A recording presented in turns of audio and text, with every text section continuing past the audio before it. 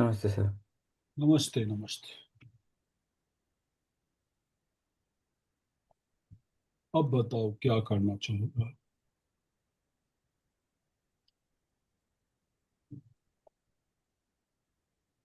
क्या इंटीग्रेशन से शुरू करें? टेस्ट वेस्ट हो गया वो सारा? हाँ, उसमें फुल आ रहा है शायद। भूल आ गया? हम्म। तब तो हम अपनी पॉइंट पे टिके फिर से। हाँ, करते हैं जो कर रहे थे। मुझे और थोड़ा मतलब और 2 दिन चाहिए होगा अपना ये ख़त्म। मैं ऑन द ट्रैक हूँ। क्वाड्रेटिक करने के बाद हम हाइपरबोला पैराबोला करेंगे। हाँ, वो हाइपरबोला पैराबोला आपने भेजा तो था। वो हाँ, मेरे बट उसके हिसाब लिए से मुझे थोड़ा ट्वेल्थ टाइम चाहिए होगा। 11th से ज्यादा हायर स्टैंडर्ड कर दिया। मतलब अच्छा। 11th में तो हम नॉर्मल पैराबोला करते हैं। फिर हम्म। भी हमने कुछ कुछ तो सॉल्व कर दिए हैं बहुत सारे। हम्म। शिफ्टिंग है, पैराबोला शिफ्ट किया हुआ है। मतलब क्या होता है कि पहले तो हम लोग पढ़ते थे y² = 4x, हम्म। जब इतना पढ़ते थे। इसने क्या किया, पैराबोला को लेफ्ट की तरफ, राइट की तरफ, अप डाउन शिफ्ट डाउन, हाँ किया, ऐसे हाँ। इक्वेशंस दे। तो उसमें सारे चेंज हो जाते हैं, डायरेक्ट्रिक्स भी चेंज होगा, एक्सिस भी चेंज होगा, फोकस भी चेंज होगा, सारा चेंज होगा। तो उस हिसाब से एक बार थोड़ा समझना पड़ेगा। फिलहाल ओके। मैं इसी को लेता हूँ जो मैं करवा रहा था आपको। हम्म। इंटीग्रेशन फिर जिस दिन आपको प्लान बने, पूरा तो नहीं, जितना मेरे 11th के सिलेबस का टाइप का है। शिफ्टिंग वाला भी मैं करा लेता हूँ, ऐसी बात नहीं है। हम्म। पर यह है कि शिफ्टिंग वाला पहले सिलेबस में था। अब इन्होंने क्या किया, सिलेबस में से थोड़ा सा सिंपल वाला डाल दिया, शिफ्टिंग हटा दिया। ये तो प्रॉब्लम है। स्टिल थोड़ा सा नहीं, देखना पड़ेगा, वो मिल जाएगा कहीं ना कहीं, किताबें हैं पुरानी हमारे पास, ओके। उससे मिल जाएगा। तो हम लोग इंटीग्रेशन बाय सब्स्टिट्यूशन कर लिए थे। आज इंटीग्रेशन बाय पार्ट्स को देखते हैं, है ना। हम्म। और उसके बाद है इंटीग्रेशन जो प्रोडक्ट के फॉर्म में होता है उसका। ओके।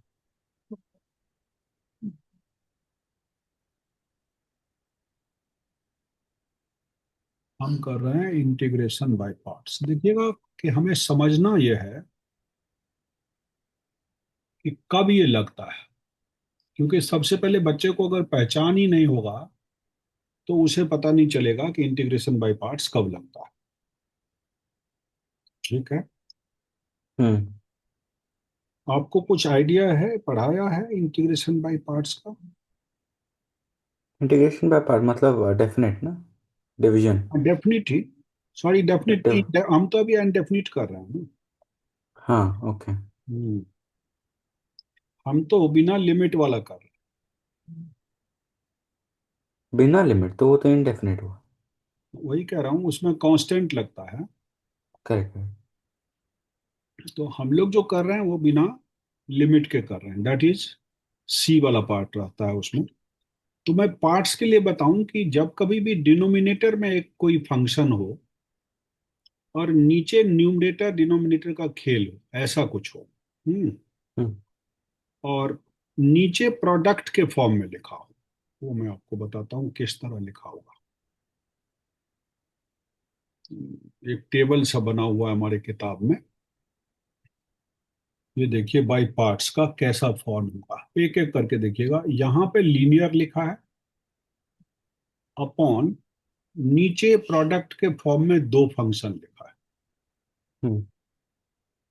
अब ऐसा फॉर्म में इंटीग्रेट करना हो जहां A is not equal to B हो, ऐसा फॉर्म हो जैसे किसी ने लिख दिया 2x+3 ऊपर और नीचे लिख दिया x-3 x-5। देखिए पैटर्न भी बता रहा हूं मैं, ऐसे। हम्म। और इंटीग्रेट करने के लिए देते हैं। तो एक एक को ठीक से समझिएगा ताकि आपको कंफ्यूजन ना हो। ऐसे केस में दो कांस्टेंट हम डेवलप करते हैं क्योंकि नीचे दोनों फैक्टर प्रोडक्ट के फॉर्म में है। तो एक हम्म। कैपिटल ए डेवलप करते हैं और इसके नीचे x-3 मतलब एक ये फैक्टर डाल देते हैं।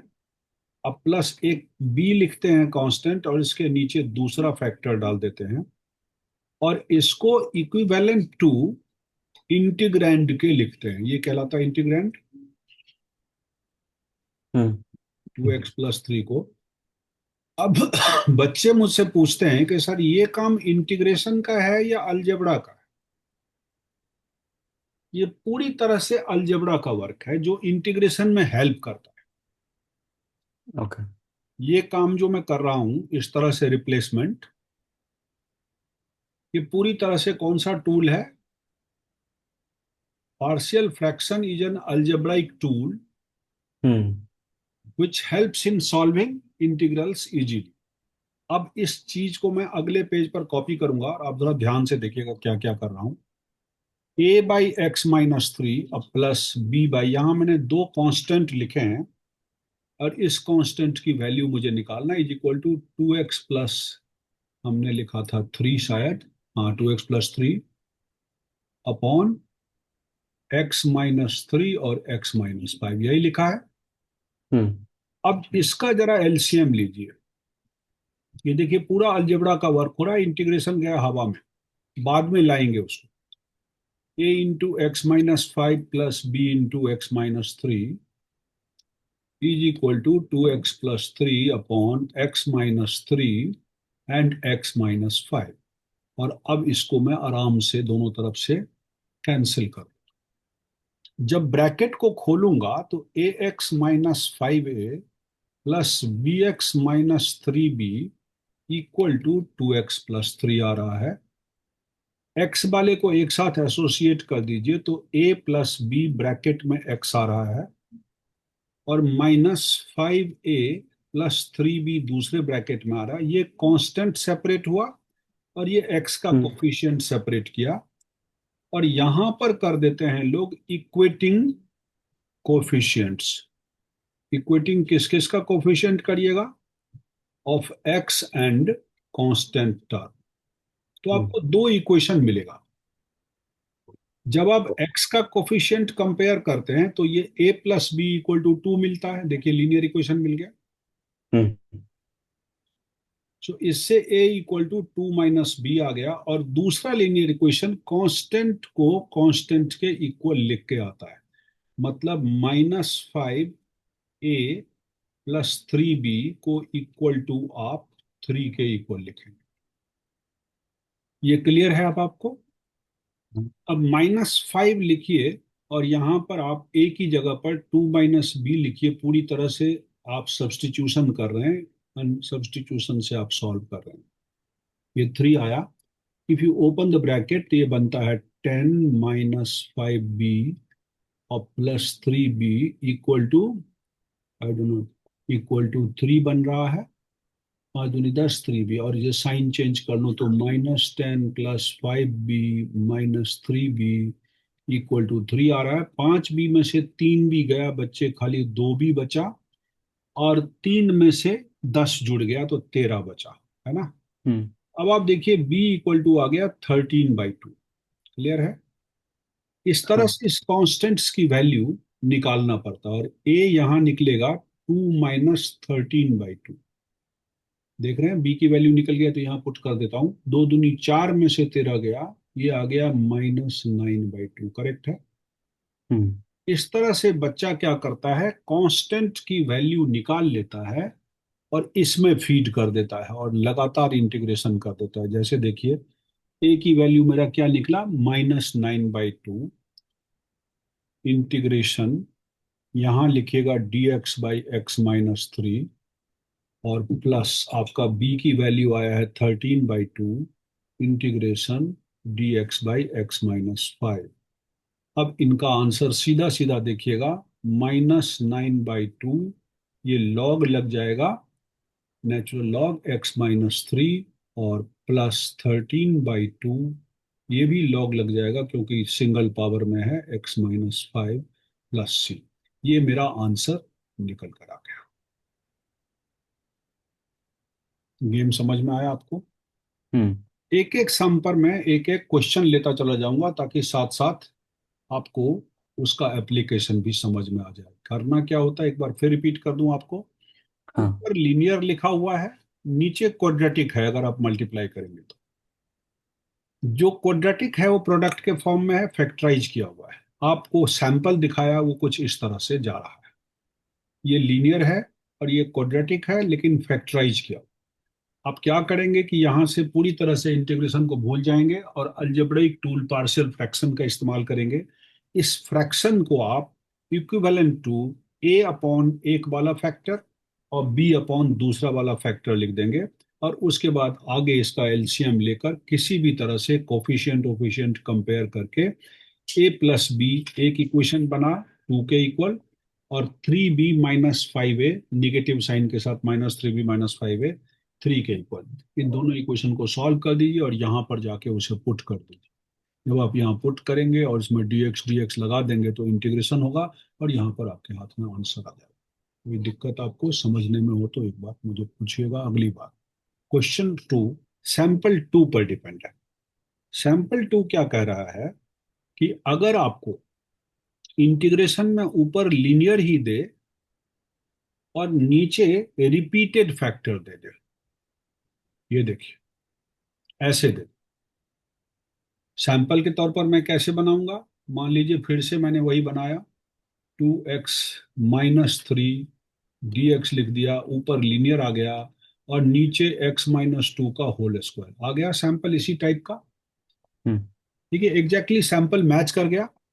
यहां पर मैं इसको कैसे सॉल्व करूंगा और यहाँ कैसे पीएफ लगेगा, फिर से यहाँ हम अलजेब्राइक टूल पीएफ पे आते हैं। कहता अगर रिपीटेड फैक्टर हो तो आप ए अपॉन इसके पावर को बारी बारी से इंक्रीज करें, 1 करें, फिर बी अपॉन इसके पावर को एक और बढ़ाएं, ऐसे लिखें। समझ रहे हैं? हम्म।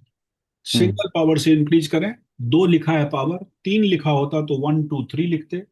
पावर 2 लिखा है तो 1 और 2 लिखे। ऐसे सिंगल पावर से इंक्रीज करिएगा, पहले 1 फिर 2, and this is equal to original जो आपका इंटीग्रैंड है उसके इक्वल लिख दीजिए। ये पीएफ का काम शुरू हो गया यहाँ से। ओके। यहाँ भी हमने 2 कांस्टेंट जनरेट किए हैं और इन्हीं कांस्टेंट की वैल्यू निकालना मेरा काम है। यहाँ से पूरा अलजेब्रा का वर्क होगा। x-2 और x-2 का होल स्क्वायर का एलसीएम x-2 का होल स्क्वायर ही होता है। यहाँ जब मैं ऐसे करूंगा तो यहाँ x-2 आएगा और प्लस b अकेला रह जाएगा। This is equal to 2x-3, is it so, upon x-2 whole square. ये होल स्क्वायर को होल स्क्वायर से कट कर देने के बाद यहाँ पर इक्वेशन मिला A X, you can write +b-2a, plus वाला पहले लिख दिया हमने, इज इक्वल टू 2x-3। फिर से कंपेयर करिए कोफिशिएंट, तो ए क्या आएगा बी क्या आएगा जरा बता दीजिए। Comparing coefficient of x and constant a term. And b. हाँ, ओके। Constant term, hmm. तो x का कोफिशिएंट a है और यहाँ x का कोफिशिएंट 2 है, तो डायरेक्टली ये 2 निकल गया। और b-2a-3 निकल गया, तो यहाँ a की जगह पर आप 2 पुट कर दीजिए तो b भी आपके हाथ में आ जाएगा। 2 × 2 = -3, सो b आ गया 1। -4 का +4 बन गया, -3, 4 में से 3 गया 1, सो b मेरा 1 आ गया। तो इजी रहा, a 2 आ गया और b 1 आ गया। हम्म। अब आप अगर इस पॉइंट पर पहुंचते हैं तो इंटीग्रैंड तो आपका यही है, इसी को इंटीग्रेट करेंगे। तो किस तरह हम्म। लिखेंगे, a means 2, 2/x-1 integration dx, और प्लस जो ये आया है 1 या dx कर सकते हैं, x-2 था ना यहाँ पर, हम्म। x-2 whole square. यही 2 इंटीग्रेशन आपके पास बचा हुआ है, क्योंकि यहाँ आंसर ही a बहुत सिंपल आया 2 और b 1 आया। तो मैं इन जगहों पर अगर लिखूंगा तो 1/x-2 और b/x-2 का होल स्क्वायर, इसी 2 चीज को इंटीग्रेट करना। इसका तो सीधा सीधा बच्चा 2 log x-2 लिख देता है, सही है? ठीक है। हम्म। जैसे एक 1/x का log x होता है, ठीक है। वैसे ही x-2 का log x-2 ही होगा। और प्लस इस हिस्से में बच्चे को एक पावर से ज्यादा दिख रहा है, इसीलिए उसे पावर रूल से करना होगा। x-2 को ऊपर ले जाइए, -2 + 1/-2 + 1, यही पावर रूल होता है इसका इंटीग्रेशन का। x-2 -1/-1 means I can write this is -1, और इसे आप लिख दीजिए 1/x-2। Y I am writing 1/x-2, क्योंकि निगेटिव पावर आ रहा है, तो नीचे ला के ये आपका आंसर। हम्म। एक एक सवाल एक एक तरीके से लेता जा रहा हूँ। रिपीटेड फैक्टर में ये किया जाएगा। पावर एक था तो सीधा लॉग लगा, पावर जैसे ही एक से ज्यादा बढ़ गया, हमें वो फॉर्मूला जो है x to the power n plus one by n plus one integration x to the power n का, ये इंटीग्रेशन का फॉर्मूला लगाना पड़ेगा if power is greater than one. और अगर पावर वन है तब तो सीधा लॉग लगा दीजिए। ये दूसरा पार्ट था। थर्ड पार्ट में जो हमें दे रहा है वो है ऊपर क्वाड्रेटिक लिखा हुआ p x square plus q x plus r, और नीचे तीन फैक्टर है। मतलब जैसे दो फैक्टर था वैसे इस बार तीन फैक्टर, तीन फैक्टर। और फिर इंटीग्रेशन के लिए दे रहा है। पर इन सबों में एक बात आप ऑब्जर्व करेंगे कि न्यूमरेटर का पावर जो है वो हमेशा डिनोमिनेटर से कम है। प्रॉपर फ्रैक्शन आपने पढ़ा होगा, जब भी इम्प्रॉपर फ्रैक्शन होता है तो हम उसे मिक्स में लिख देते हैं। तो ये प्रॉपर की तरह नहीं, प्रॉपर ही है, क्योंकि देखिए इसकी डिग्री टू है और इन तीनों को मल्टीप्लाई करें तो वन वन वन थ्री बन गया। हम्म। हमेशा इंटीग्रेशन से पहले पीएफ का इंटीग्रेशन जब भी करें, ज्यादातर अलजेब्रा वाला प्रॉब्लम यहाँ आता है, आपको ये ध्यान रखना है कि जो न्यूमरेटर का डिग्री है वो डिनोमिनेटर से हमेशा कम होना चाहिए। क्या होना चाहिए? Degree of come. Numerator must be less than the degree of denominator. और ये यही हो रहा है हर बार, देख लीजिए, द डिग्री ऑफ डिनोमिनेटर। ये बात हमेशा ध्यान रखना है, बिना इसके कोई इंटीग्रेशन शुरू मत करिएगा। और अभी जो सम्स दे रहा है उसमें ऑलरेडी कम है तो हमें कुछ करना नहीं पड़ रहा है। पर वो सिचुएशन भी लेंगे जहां डिग्री ज्यादा है, वहां क्या करें, कैसे मैनेज करें, ये थोड़ा सा इस छः पाँच छः पार्ट में से निकल आते हैं।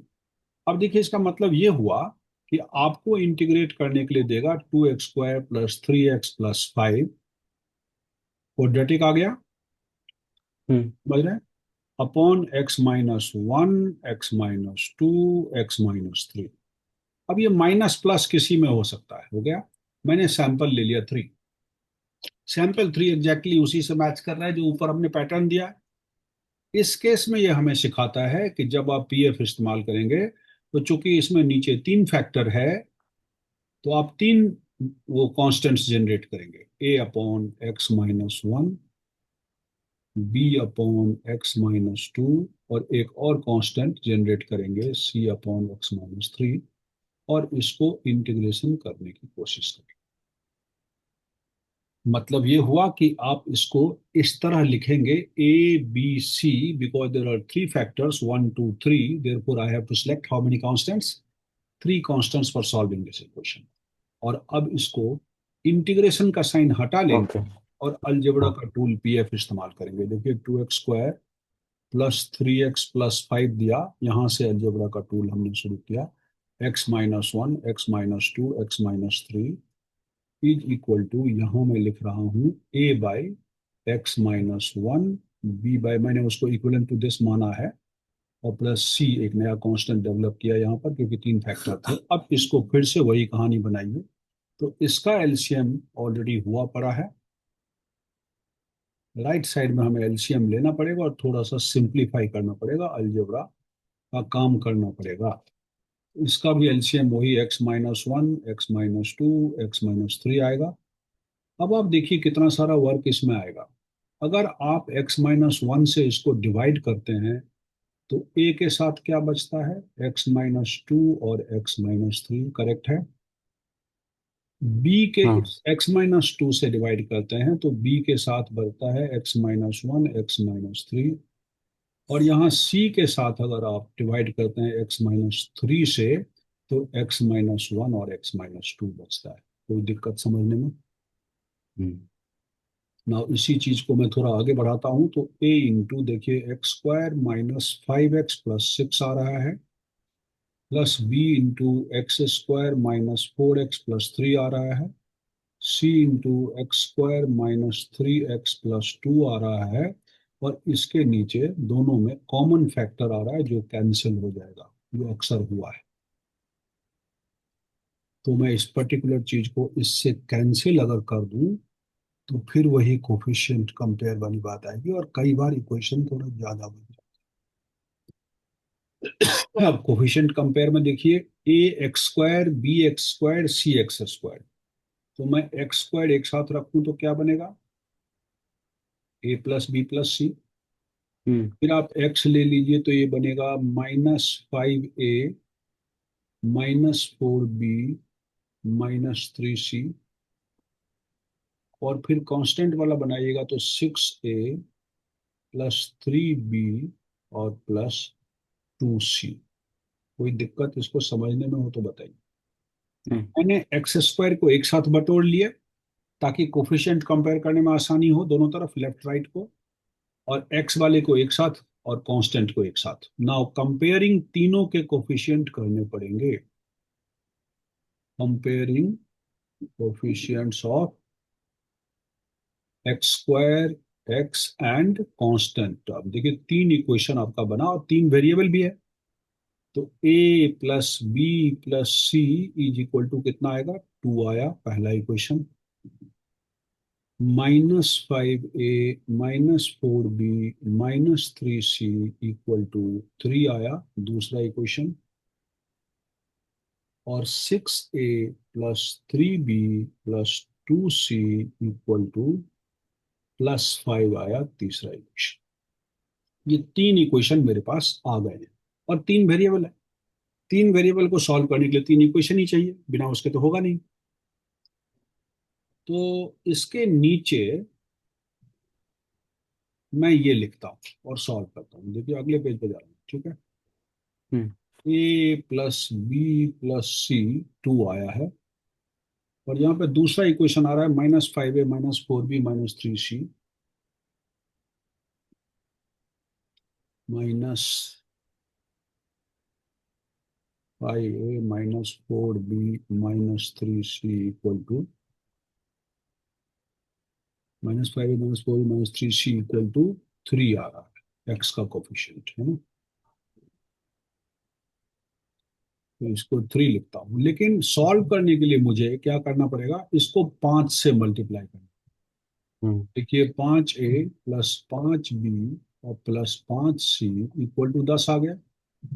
हम्म। और यहाँ -5a, ये पूरा अलजेब्रा है, -4b और -3c इक्वल टू 3 है।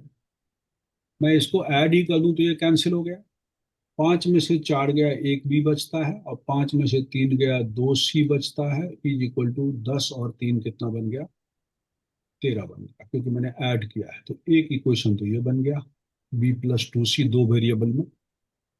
और इसी तरह a + b + c equal to 2 लिखता हूँ। और जो थर्ड इक्वेशन है हमारा, ये वाला, इसको 6a 3b और 2c को 5 लिखता हूँ।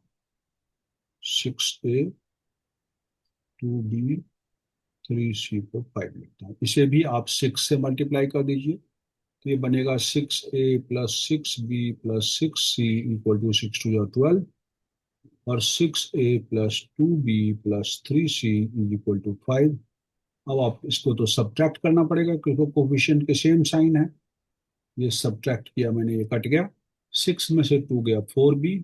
देख रहे हैं, यहाँ पूरा अलजेब्रा चलेगा। 6 में से 3 गया 3c इक्वल टू 12 में से 5 गया 7। ये दो इक्वेशंस आपने बीसी बीसी में बना लिए। अब इसको भी आमने सामने लिख दीजिए और बी और सी निकाल दीजिए इससे। अब ऊपर बी निकालने के लिए मुझे उसको भी 4 से मल्टीप्लाई करना पड़ेगा। तो 4b +4 2 = 8c इक्वल टू 13 4 = 52। और ये भी 4b +3c इक्वल टू 7 बन गया। साइन माइनस कर दीजिए, माइनस कर दीजिए।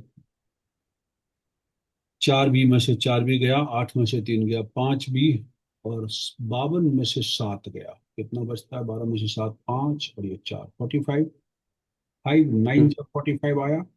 आप बी को तो 9 कह रहे हैं, बी को कहीं पुट कर दीजिए, सी निकल जाएगा। 9 + 2c इक्वल टू 13 है। 2c इक्वल टू 13 - 9 4 कहेंगे। सी आपका बड़े आराम से 2 निकल आया। तो अब बी और सी तो आपके हाथ में आ गया। इसको किसी पहले वाले में जाके धर दीजिए तो ए निकल आएगा। पुट करिए इसमें। तो a plus b means 9 + c means 2 equal to 2 ही आ रहा है। तो हम्म। टू टू को काट ही सकते हैं, ए इक्वल टू -9 लिख दिया हमने, मेरा काम खत्म हो गया। ए निकला, बी निकला और सी निकला। अब इनको मैं पुट करके सीधा इंटीग्रेंड पर जाऊंगा। इंटीग्रेंड कह रहा था कि ए बाई और बी बाई और सी बाई समथिंग लिखो। ए हमारा क्या आया है बच्चों? ये आया है -9। और -9 बाई मैं x-1 लिखूंगा। -9 dx/x-1, ये समझ रहे हैं? -9 लिख देता हूँ। एंड बी हमारा आ रहा है 9, तो यहाँ मैं 9 लिखूंगा dx/x-2। और ये शायद C2 आ रहा है, तो 2/x-3 करेक्ट है। अब सब के सब सिंगल पावर में चल रहे हैं, मैं सब में लॉग लगा लगा कर लिख सकता हूँ। 9 log x-1 plus 9 log x-2 plus 2 log x-3 plus c equal to 0 लिख सकते हैं आप। करेक्ट है। हम्म। इस तरह से पार्शियल फ्रैक्शन आपको इजीली समझ में आ रहा है। 3 पैटर्न हमने डिस्कस किया अभी तक, अब 2 पैटर्न और बचा। और हर पैटर्न पर एक एक सवाल कर रहा हूं ताकि एक्सरसाइज में जाके आपको दिक्कत ना हो। 4th पैटर्न समझिएगा। यहाँ पे फिर से एक क्वाड्रेटिक दिया ऊपर, और नीचे दे रहा है एक होल स्क्वायर में, मतलब रिपीटेड फैक्टर, और एक हम्म। Non repeated factor. कहता है इस केस में इंटीग्रेशन अगर दे दे तो आप क्या करो? मीन्स आप ले लीजिए x² -5x+6 upon x-1 whole square और x-2। एक रिपीटेड है और ये मल्टीप्लाई के फॉर्म में है।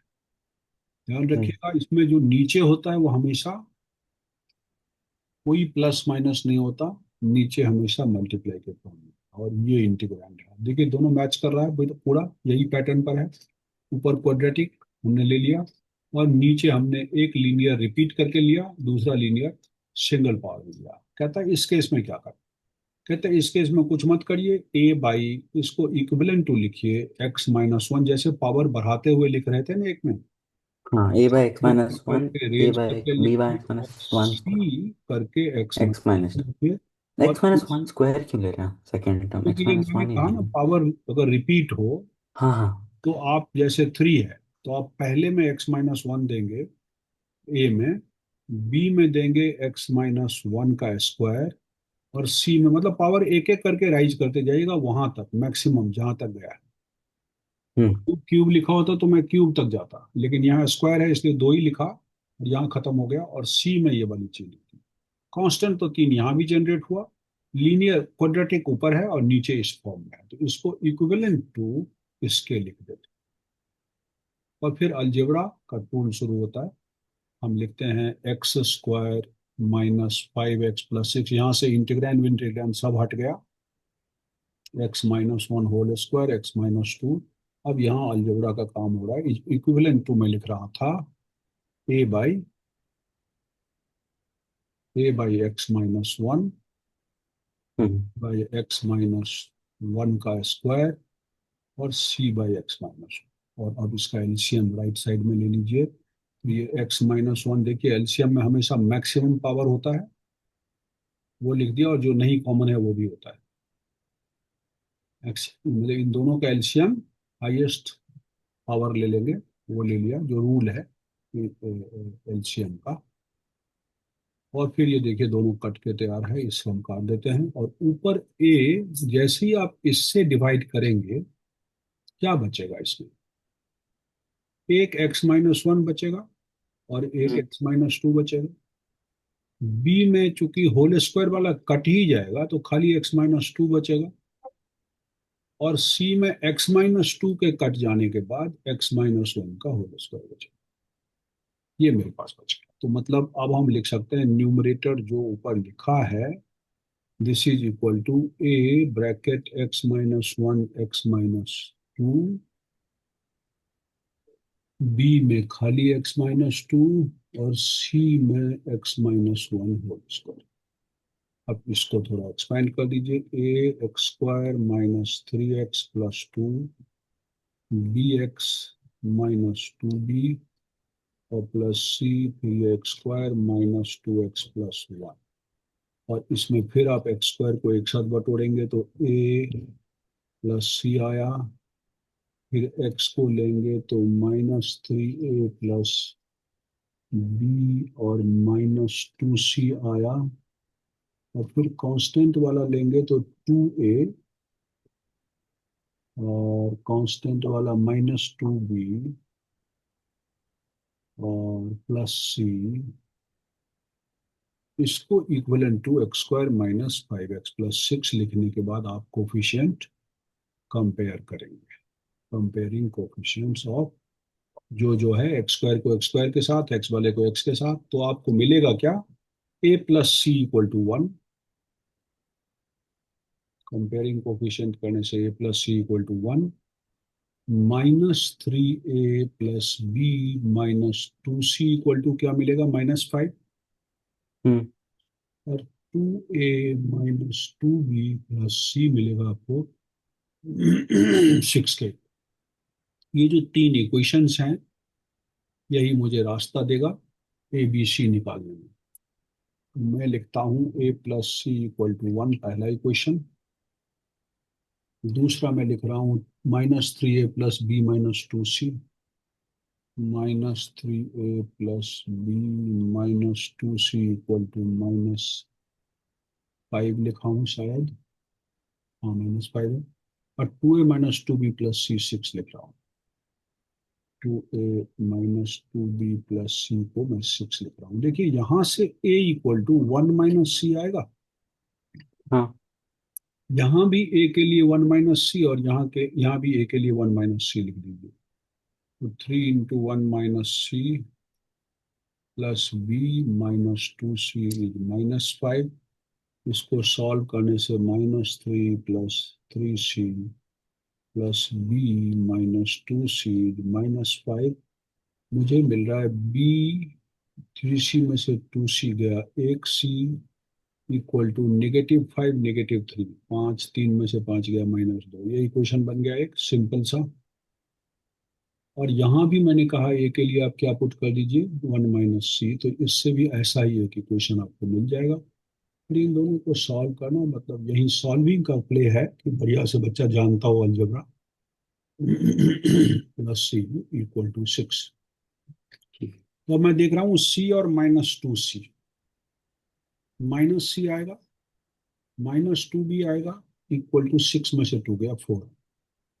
तो इसके नीचे मैं इसको 2 से अगर मल्टीप्लाई कर दूं बच्चे, तो ये क्या बन जाएगा, -4। हम्म। और इसको लिख दीजिए -2b और -c = 4। जी। यहाँ पर आप इस दोनों को काट लीजिए, 2c में से c गया, 1c आ गया, -4 + 4 0 आ गया, -4 + 4, तो c तो मेरा गायब, ए मेरा 1 - c आ रहा है तो 1 आ गया, ए मेरा 1 आ गया, सी 0 आ गया। और बी को देख लीजिए, अगर सी 0 है तो -2b = 4 है, बी -2, बी बस तीन चीजें हमारे हाथ में आ गया। अब मैं इंटीग्रैंड पे जाऊंगा सीधा सीधा और इंटीग्रेशन करूंगा। कैसे हम करेंगे, ए मीन्स dx/, हमने आपको कहा था x-1। फिर दूसरा फैक्टर हमने लिया था बी वाला, जिसमें मैं निगेटिव डालूंगा 2, और यहाँ dx/x-2 होल स्क्वायर। और सी को लिखने की जरूरत नहीं है क्योंकि सी आपका 0 हो चुका है। तो आप इसका इंटीग्रेशन क्या देंगे, log x-1।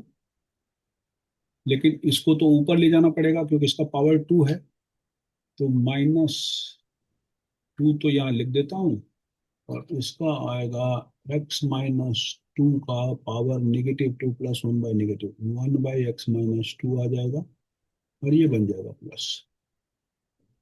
तो आपका आंसर आ जाएगा log x-1 + 2/x-2 + c लिखकर घर चले आ सकते। इस क्वेश्चन में आपका कैपिटल सी जो था वो गायब हो गया।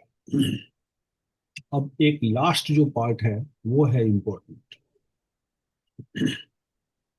लास्ट पार्ट में एक कहता है, जनरली क्या हो रहा है कि नीचे वाला सारा फैक्टर प्रोडक्ट के फॉर्म में है। यहाँ यही है कि ये क्वाड्रेटिक के फॉर्म में तो लगातार लिख रहा हूँ, दो एक में लीनियर लिखा, उसके बाद क्वाड्रेटिक चल रहा। नीचे एक फैक्टर लीनियर लिखा हुआ है और दूसरा फैक्टर कुछ इस तरह लिखा है जो फैक्टराइज नहीं होता। ओके। ये क्वाड्रेटिक है but this is not factorisable. ये देखिए, is a quadratic but cannot be factored. Quadratic अक्सर मिडिल टर्म स्प्लिटिंग से फैक्टर बन जाता है, लेकिन ये फैक्टर नहीं बन रहा है। तो क्या करें? ये थोड़ा सा टफ खेल है, इसको ठीक से समझें। लास्ट वाला पार्ट है। सवाल किस तरह का होगा लिख रहा हूं। 2x² प्लस 3x प्लस 2 लिख दिया। ये देखिए, ऊपर वाला मैच करा दिया हमने क्वाड्रेटिक। हम्म। नीचे लिख रहा हूं x-1, और यहां लिख देता हूं x² प्लस 2x प्लस 1। इसका फैक्टर ही नहीं बनता। देख लीजिए, x² प्लस 2x प्लस, अरे बनता है भाई, बनता है भाई, बनता है, बनता है। हम इसको कर देते हैं 3x और प्लस 1। अब बनेगा? अब नहीं बनेगा। हम्म। मिडिल टर्म स्प्लिटिंग से वो फैक्टर नहीं होता है। अगर फैक्टर हो जाता तब तो ये पहुंच जाता वो तीन रिपीटेड फैक्टर वाले पे। वन फैक्टर है ही और दो रिपीटेड फैक्टर और आया था हमारा, वो ए बी सी करके निकला था। पर यहाँ ए बी सी करके नहीं निकलेगा। इसमें प्ले कुछ और है। ये कहता है कि ऐसे क्वेश्चंस जिसमें एक आपको लीनियर दिखे और एक आपको क्वाड्रेटिक दिखे, और वो क्वाड्रेटिक ऑब्स्टिनेट सा दिखे। वो quadratic obstinate means cannot be factored. तो उस केस में आप इसको, इस पूरी चीज को कैसे मानेंगे, ये समझाया गया है। और ये ध्यान रखना जरूरी है सवाल करते समय, नहीं तो बच्चा फंस ही जाता है। ये है हमारा लीनियर नीचे लिखा हुआ, ऊपर क्वाड्रेटिक। और अब मैं अलजेब्रा वो भूल गया हूँ, इंटीग्रेशन कर रहा हूँ। अब मैं आ गया हूँ पूरी तरह से पीएफ, ये कैसे रास्ता देगा इसका। तो यहाँ पर एप्लीकेशन ऑफ पीएफ चल रहा है। हमेशा ध्यान रखिएगा, पीएफ एक अलजेब्राइक टूल है। इंटीग्रेशन को इजी करने के लिए उसे यूज किया जाता है। x-1 प्लस, देखिए यहां पर कह रहा है कि अगर ये क्वाड्रेटिक है तो आप इसे लीनियर ऊपर लिखें bx प्लस सी, और अपॉन दूसरी चीज लिख दें। देखिए, मानने का तरीका ही बदल गया। अगर ये फैक्टराइज नहीं होता तो ऊपर आप bx प्लस सी लिखें, वहां भी दो कांस्टेंट जनरेट किया है, और नीचे वो क्वाड्रेटिक वाला डाल दो। अब मैं इस पेज पे आ रहा हूँ, कैसे सॉल्व करें इसको। a/x-1 प्लस, मैंने कहा bx प्लस सी वहां लिखें जहां नीचे वाले का फैक्टर नहीं बन रहा है। और वो मैंने क्या लिखा है, x² plus 3x plus 1 factorise नहीं होता है तो क्वाड्रेटिक फैक्टराइज नहीं होता। इज इक्वल टू, आपका सवाल आ रहा था original, 2x² 3x plus 2 upon 2x² 3x plus 2 upon एक x-1 और एक यही x² प्लस 3x प्लस 1। अब आपको इसमें से ए बी सी निकालना है। सवाल इसके बाद तो आसान ही हो जाएगा, क्योंकि एलसीएम लूंगा तो a इंटू ये लीजिए 3x² प्लस 3x प्लस 1, और प्लस bx प्लस सी इंटू x-1, यही होगा। हम्म। इज इक्वल टू, नीचे से सारे फैक्टर काट दिए हमने एक ही गो में, तो ये बन गया। अब इसको ओपन करिए तो ax² 3ax प्लस ए, कितनी भी जल्दी में रहे ये थोड़ा समझ के करिएगा, plus bx² plus c x minus bx, sign वाइन सब चेक करिएगा ठीक से, equal to 2x² plus 3x plus 2। अब आप इसमें x² को सारे को बटोर लीजिए तो ये आ जाएगा a प्लस बी ब्रैकेट में x²। फिर x वाले को बटोरिएगा तो आएगा 3a प्लस सी माइनस बी, और फिर कांस्टेंट को बटोरिएगा तो a आएगा, और ए आएगा, सी नेगेटिव आएगा, बस सी नेगेटिव आएगा, है ना। हाँ। ये कांस्टेंट और ये constant is equal to 2x² plus 3x+2। Now अब आपको वही करना है, comparing coefficients, comparing coefficient of terms, respective terms. तो ए प्लस बी आपको दे रहा है 2, ए माइनस सी भी आपको दे रहा है 2, और 3a प्लस सी माइनस बी आपको 3 दे रहा है। इनको सॉल्व करते समय हम ये देखते हैं कि अगर मैं इसे थोड़ा हिसाब लगाऊं, ये साइन बदल लूं, ये साइन बदल लूं और ये बदल लूं, तो ए कट गया, बी प्लस सी जुड़ के जीरो आता है, बी प्लस सी जोड़ के जीरो आता है, 2 - 2 जीरो, है कि नहीं। हम्म। सो बी इक्वल टू आ गया माइनस सी, और वही यहाँ लगा देते हैं, 3a+c, and b equal to minus c लिखूंगा तो ये प्लस सी बन जाएगा, equal to 3। So this gives 3a+2c is 3, और ये कह रहा है a - c इज 2। तो इसे अगर लिख दूं तो क्या लिखूंगा, 3a - 3c, 3 × 6, करेक्ट है। हम्म। आमने सामने लिखकर इसे सॉल्व कर देता हूँ, तो ये माइनस, ये प्लस और ये माइनस, ये गया कट, 2 और 3, 5c इक्वल टू आया, 3 में से 6 गया -3, सी हमारा आ गया -3/5, और बी माइनस सी के इक्वल है, तो बी आ जाएगा +3/5। ठीक है,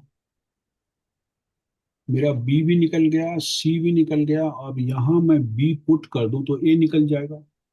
ए हमारा आ जा रहा है 2 - 3/5, 2 - बी, और बी इज 3/5, 5 to the 10 में से 3 गया, 7/5, सारे वैल्यू निकल आए, 7/5, 3/5 एंड -3/5, यही आया।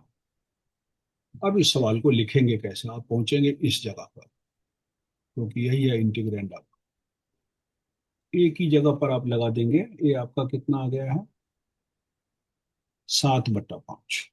तो ये तो सिंपल है कि बच्चा 7/5 इंटीग्रेशन dx/x - 1, प्लस जब दूसरा पार्ट है bx+c, उसमें बच्चे को b दिख रहा है 3/5 और c दिख रहा है -3/5।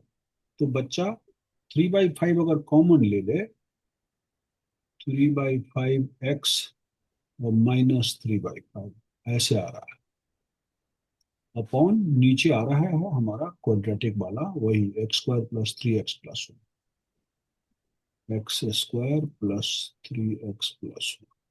इस जगह फिर हम्म। इंटीग्रेशन ट्रबल दे रहा है। 7/5 log x - 1 पहला हिस्सा बड़े आराम से निकल आया, यहाँ से 3/5 बच्चा कॉमन ले लेगा और लिख लेगा x - 1 dx upon x² + 3x+1। इस जगह पर आकर बच्चे को थोड़ी सी दिक्कत आती है कि अब आगे कैसे करें। हम्म। आपका दिमाग चल सकता है इसमें कि कैसे करेगा सवाल वो। x - 1 ऊपर लिख दिया है, x² + 3x हाँ, प्लस वन नीचे है टू द हमको। पावर -1 ले लेंगे क्या, और उसको यू ले लेंगे चेन रूल करके। चेन रूल में सब्सटीट्यूशन कहते हैं उसको। अगर आप सब्सटीट्यूट करोगे भी तो 2x + 3 आएगा, ऊपर 2x + 3 नहीं है। अच्छा, ओके। फेयर इनफ, हाँ एक। हम्म, हम्म, हम्म, हम्म।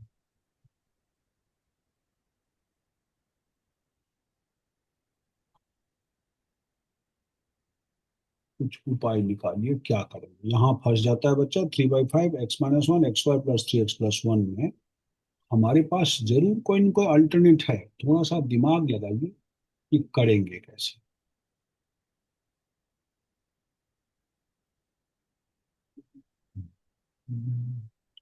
क्योंकि x² + 3x+1 को हम लोग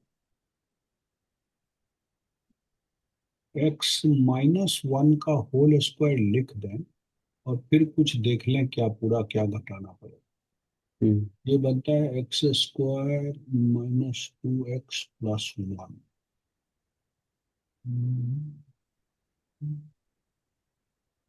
और ये है एक्स स्क्वायर प्लस 3x+1, तो एक्स स्क्वायर तो आ गया, 3x आ गया। इस 3x लाने के लिए मैं +5x कर दूं,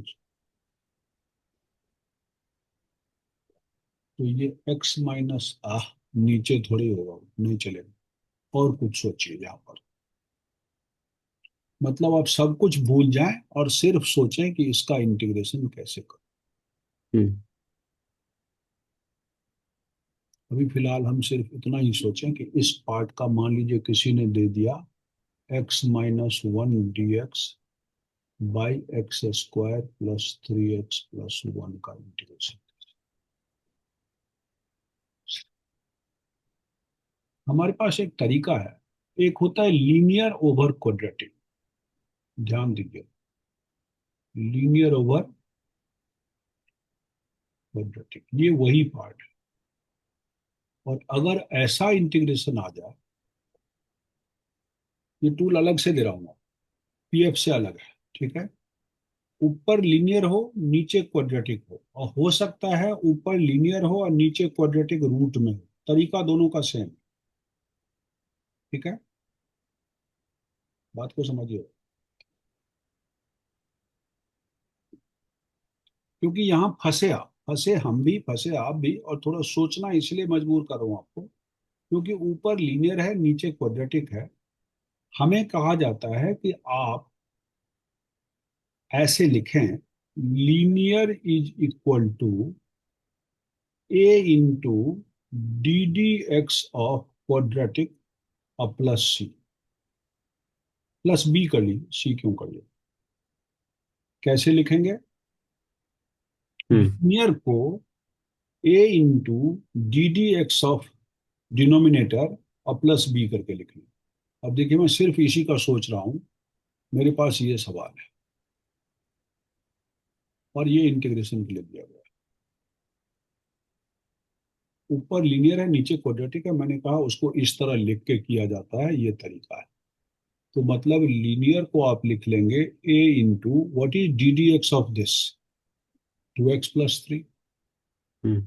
और प्लस बी लिख लें। और अब इसके बाद कोफिशिएंट जैसे उसमें किए थे पार्शियल में, वैसे ही निकालें। तो ये देखिए 2x प्लस, ये बन रहा है b+3 is equal to x-1। अब कंपेयर करें कोफिशिएंट को जैसे उसमें किया, x का कोफिशिएंट करेंगे तो 2a इक्वल टू 1 आ रहा है, और a हो गया हाफ। और इसको कांस्टेंट को करें तो b+3/2 कर दूं, हाफ लगा दूं एक ही जगह पर, इज इक्वल टू आ रहा है -1। तो b इक्वल टू आता है -1 -3/2, -2 -3 -5/2। मेरे पास a और b दोनों निकल गए। अब मैं इसको लिख पाऊंगा ऊपर वाले को, a means half into 2x+3 और -5/2। एग्जैक्टली आप देखिएगा कि जो मैं नीचे लिखा हूं इसको थोड़ा सिंप्लीफाई करिए तो यही चीज आ जाता है, देख लीजिए। 2x से 2 कटा, x आ गया, ये 3/2 है, उसमें से 5/2 गया, कितना आ गया, 2/2 आया। हम्म। और 2/2 क्या आता है, -1, देखिए मेंटेन हो गया। हाँ। ऐसा करने से बेनिफिट क्या मिला, ये देखिए, ये दो पार्ट में बट गया। और यहां लग जाएगा सब्स्टिट्यूशन, नीचे वाले को t मानिएगा, ऊपर वाला का आ गया। और यहाँ लग जाएगा 5/2, बाहर कर लीजिए, कांस्टेंट को हमेशा लोग बाहर कर देते हैं, और dx बाय, यहाँ square completing, dx/x² plus 3x+1। अब इसमें जैसे इसको आप t मानते हैं, ये देखिए dt आ जाता है, आता है सब्स्टिट्यूशन से, देख लीजिए। हम्म। x² प्लस 3x+1 को आपने t माना तो dt/dx आ जाता है 2x+3, और 2x+3 dx equal to dt, 2x+3 dx equal to dt। So dt/t आ गया, इस हिस्से का तो log t बच्चा आराम से लिख दो। हम्म। माइनस ये जो 5/2 है और ये dx है, यहाँ लगता है एक स्क्वायर कंप्लीटिंग का फॉर्मूला। आप कहेंगे स्क्वायर कंप्लीटिंग मुझको आता होगा, क्योंकि पहले मैंने पढ़ाया होगा कभी 10th क्लास में। a² -2 इंटू, ए की जगह x डालते हैं लोग, और बी की जगह 3 लाने के लिए यहाँ लोग 3/2 डाल देते हैं, फिर 3/2 का स्क्वायर इसमें जोड़ते हैं, और वही 3/2 का स्क्वायर घटा लेते हैं ताकि इसमें कोई फर्क ना पड़े, और 1 बाद में जोड़ देते हैं। स्क्वायर कंप्लीटिंग समझ में आया? हाँ। तो अब ये half D T by T को तो कोई बंदा हाफ लॉग टी लिख देगा, उसका इंटीग्रेशन तो हो गया फर्स्ट पार्ट। क्या लिख देगा बच्चा? हाफ लॉग टी, और टी आपने माना था इस नीचे वाले को, तो आप x² + 3x + 1, ये पहला पार्ट खत्म हो। और ठीक ये है जो सर। मैंने -5/2 लिखा हूँ, यहाँ देखिएगा एक फॉर्मूला लग रहा है, 1/3 एक्स का। बाई x-3/2 का होल स्क्वायर, और 1 में से 9/4 जा रहा है, तो 4 हम्म। में से 9 गया, -5/4, जिसे आप -√5/2 का होल स्क्वायर। और अब जब इसी बुक में जाइएगा, तो यहाँ पर एक आइडेंटिटी, कई सारे फॉर्मूले एक साथ लिखे हुए हैं, जिसमें कहता है dx/x² - a² का एक फॉर्मूला है, वो 1/2 करके आता है। 1/2 ए तो है ही नहीं कुछ, ए हमारा यही है √5/2 लॉग ये x-a/x+a, ये फॉर्मूला लिखा है। ये एक्सरसाइज अभी बाकी है पढ़ाना। ये 6 फॉर्मूले हैं, dx/x² - a², dx/x² + a², है ना।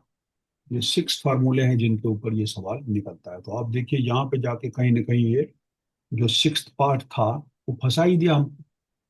और वो हम्म। 6th पार्ट में दो चीजें आ गई, एक तो सब्स्टिट्यूशन और एक स्क्वायर कंप्लीटिंग। और स्क्वायर कंप्लीटिंग में 6 फार्मूले लग जाते हैं, जो इंटीग्रेशन के फार्मूले अलग से अगले एक्सरसाइज में पढ़ाया गया। ठीक। मैं आपको वो फॉर्मूले पेज नंबर कितने पे वो दिखा देता हूँ।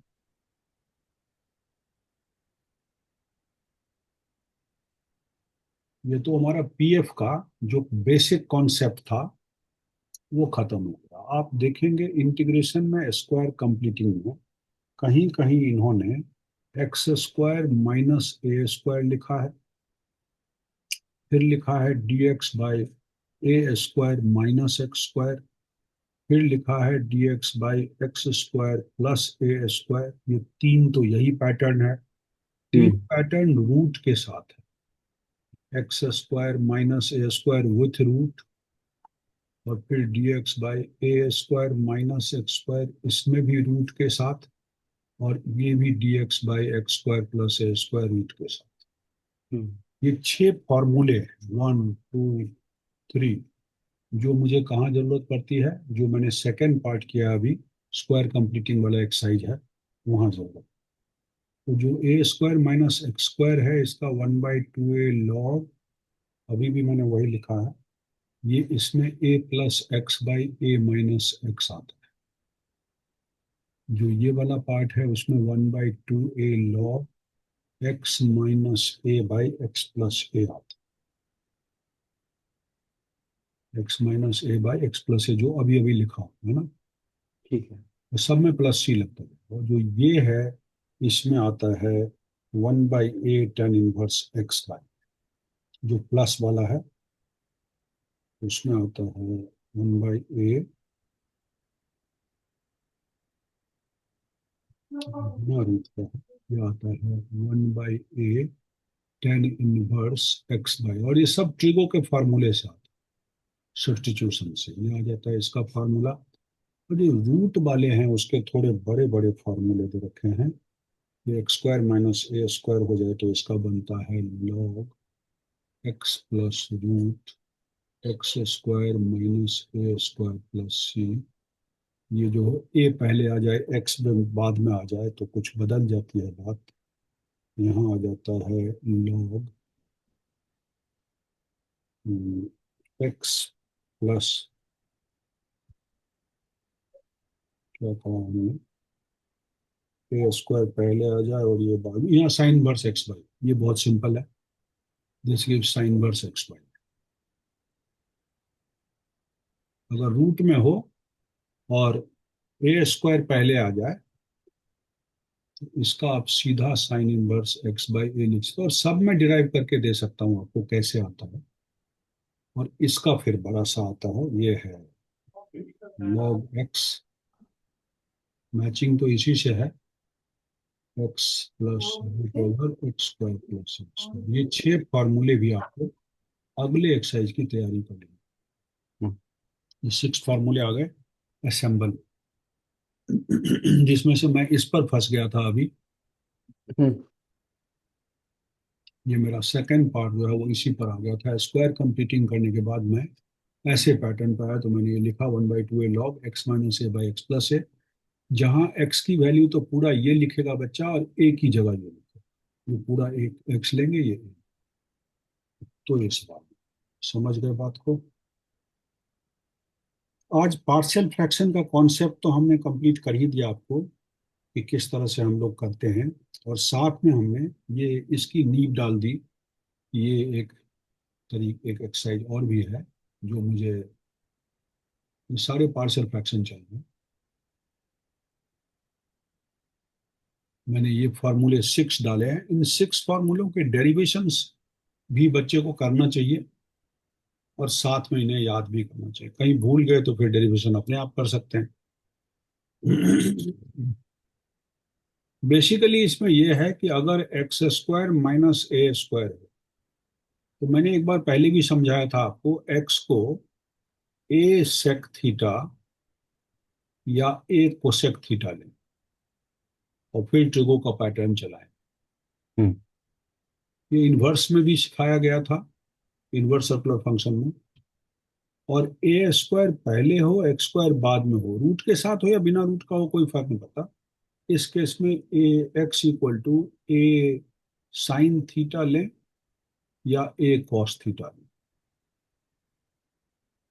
रूट के साथ हो या बिना रूट के हो, दैट डजंट मैटर। और अगर प्लस में हो, x square plus a square, root के साथ हो या बिना रूट का हो, x equal to a tan theta लें या ए कॉट थीटा लें। जो बच्चे ट्रिगो को समझते हैं वो इस बात को समझ गए होंगे कि जैसे ही मैं x equal to a tan theta लूंगा, एक्स स्क्वायर इक्वल टू क्या हो जाएगा, a square tan square theta. और हम्म। ए स्क्वायर कॉमन लेने के बाद 1 + 10 स्क्वायर थीटा आएगा, और ये बन जाएगा सेक स्क्वायर थीटा। तो a square sec square theta, और सेक स्क्वायर थीटा इंटीग्रेबल है, तो ए टेन थीटा आ जाएगा प्लस सी, और हमारा आंसर निकल जाएगा। तो ये चीजें जो ट्रिगो की समझ रखते हैं उनको पता चल रहा है कि भैया ये ऐसे मानने का तुक क्या है। कहीं सेक स्क्वायर ए माइनस वन टेन स्क्वायर ए होता है, और साइन कॉस में होता है 1 - साइन स्क्वायर है 1 - कॉस स्क्वायर है। तो ए स्क्वायर जब कॉमन लेंगे तो 1 - साइन स्क्वायर है 1 - कॉस स्क्वायर है आ जाएगा, जो रूट से भी फ्री कर देगा आपको, और आपको रास्ता भी निकाल देगा। ठीक है बच्चों, इतनी बात थी करनी मुझको आपसे, और कुछ आपको पूछना होगा नहीं, मैं पहले इससे गो थ्रू करूंगा और डाउट्स होंगे तो आपसे नेक्स्ट क्लास में पूछूंगा। तो मैं भेज दूं आपको। यस। Thank you.